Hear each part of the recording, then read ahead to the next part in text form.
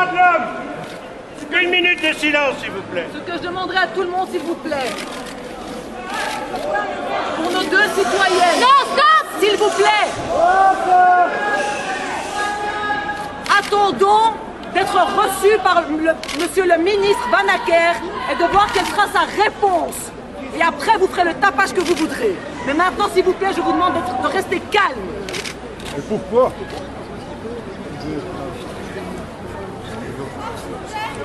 Délégation avec les avocats et les familiers, les sœurs des délégués belges qui sont sur le bateau vont être reçus à 4h30 par le ministre Vanacker.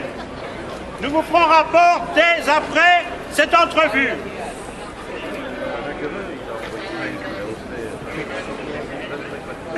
On est content ou quoi?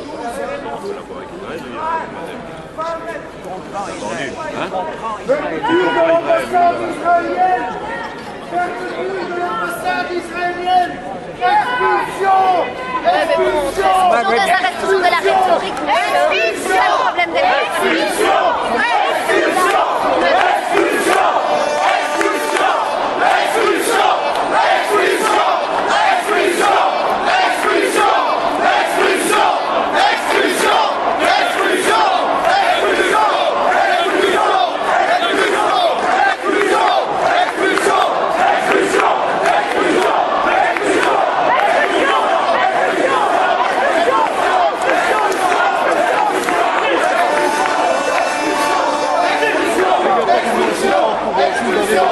Israélien, encore une fois, Israël a démontré toute son inhumanité.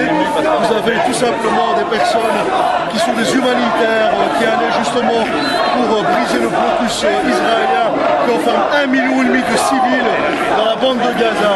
Et vous avez une armée criminelle qui n'a pas... je ne retrouve même pas, je ne trouve même pas les termes, qui n'a pas hésité à faire feu, à tuer, d'après les dernières estimations, 19 ou 20 personnes.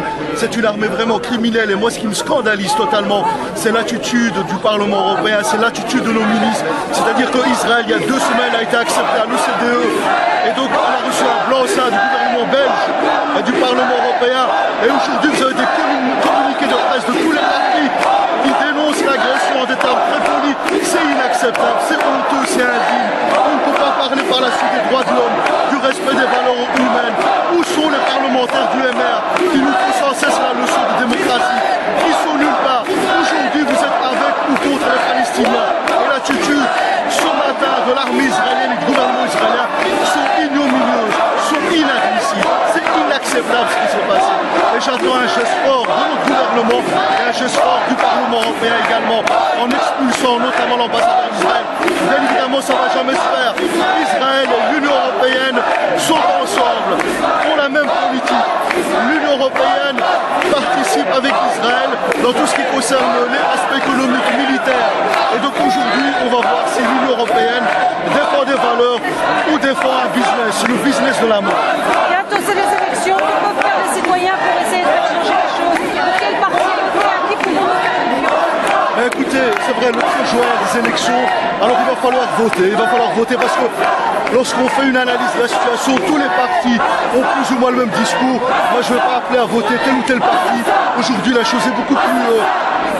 la situation est beaucoup trop difficile à supporter que pour appeler à voter pour tel ou tel parti. Je constate une chose, c'est que la plupart des partis politiques belges et européens ont une responsabilité morale écrasante sur le crime que nous avons vécu aujourd'hui.